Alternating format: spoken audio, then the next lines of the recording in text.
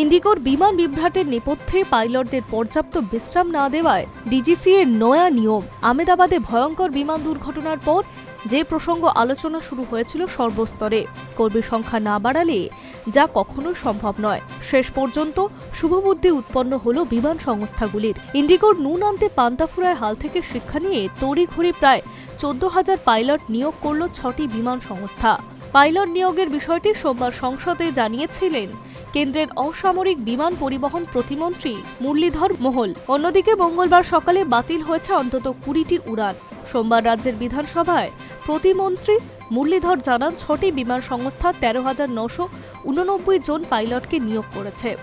এর মধ্যে air India এবং এয়ার ইন্ডিয়া এক্সপ্রেসে যথাক্রমে 6,350 এবং 1,592 জনকে নিয়োগ করা হয়েছে।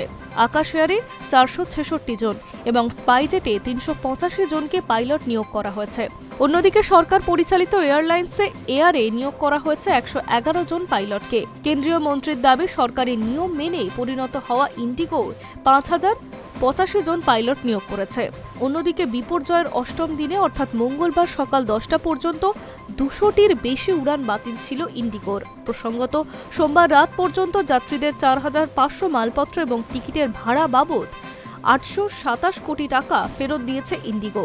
বাকি যাত্রীদের টাকাও শীঘ্রই ফিরিয়ে দেওয়া হবে বলে খবর জানানো হয়েছে বিমান সংস্থার তরফে। সোমবার কেন্দ্রীয় অসামরিক বিমান পরিবহন মন্ত্রী রামমোহন নাইডু হুঁশিয়ারি দিয়েছেন, প্রয়োজনে কঠোর ব্যবস্থাও নেওয়া হবে। Hi news network.